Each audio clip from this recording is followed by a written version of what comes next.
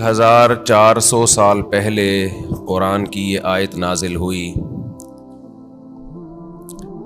یا ایھا الذین آمنوا کتب علیکم الصیام کما کتب علی الذین من قبلکم لعلکم تتقون، تم پر روزے فرض کیے گئے جیسا کہ تم سے پہلی امتوں پر فرض کیے گئے تھے تاکہ تمہارے اندر تقوی پیدا ہو جائے۔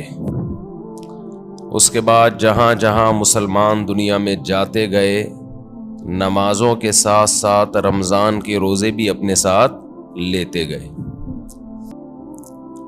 اس روزے میں جسمانی حکمتیں بھی اللہ نے رکھی اور روحانی حکمتیں بھی اللہ تعالیٰ نے رکھی۔ اللہ میاں نے تو آپ کو وہ چیزوں کی چاہتیں رکھی تھیں جس کی آپ کی باڈی کو ضرورت ہے، روٹی کی ضرورت رکھی، پانی کی چاہت رکھی اللہ تعالیٰ نے، اور جو اللہ نے خواہشات رکھی ہیں جو نیچرل ہیں۔ ہم نے کیا کیا؟ سگریٹ پی پی کے، دن میں 5 6 کپ کافیوں کے پی پی کے اور پان گٹکے کھا کے ہم نے اس سیٹنگ کو کیا کر دیا؟ خراب۔ بالکل بچوں کو قریب نہ جانے دو۔ ہم تو ایک دفعہ، مجھے یاد ہے میں نے ایک دفعہ سگریٹ پی تھی چھپ کے، تو ایک کش لگایا ہے، وہ اتنی کھانسی ہوئی ہے کہ اللہ کا بڑا فضل، اور شکر ہے دیکھا نہیں کسی نے، ورنہ طبیعت سے کٹتے۔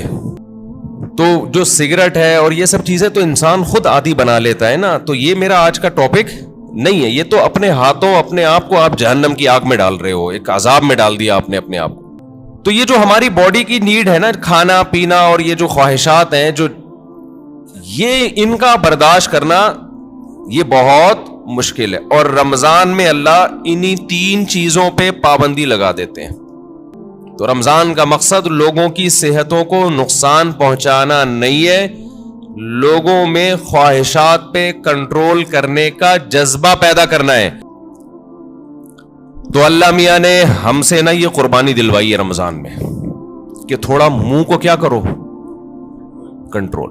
سب سے بڑا مسئلہ ہم نے علماء سے سنا ہے کہ جس آدمی کا اپنے منہ پہ کنٹرول نہیں ہے، باقی کسی خواہش پہ وہ کنٹرول نہیں کر سکتا، اور یہ بالکل درست بات ہے۔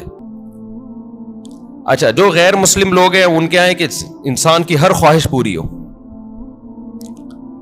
وہ سمجھتے ہیں کہ یہ کامیابی ہے۔ حقیقت پتہ ہے کیا ہے؟ جس کی ہر خواہش پوری ہوتی ہے وہ ڈپریشن کا مریض بنتا ہے۔ یہ بات خوب اچھی طرح کھوپڑی میں بٹھا لو۔ وجہ اس کی ہے کہ آپ کی ہر خواہش پوری ہو سکتی نہیں ہے۔ اگر ہو رہی ہے نا تو اس کا نتیجہ نکلے گا کہ آپ میں خواہشات پہ کنٹرول کرنے کی طاقت ختم۔ سمجھ میں نہیں آ رہی میرا خیال ہے بات؟ تو اپنی خواہشات کے خلاف چلنا سیکھیں۔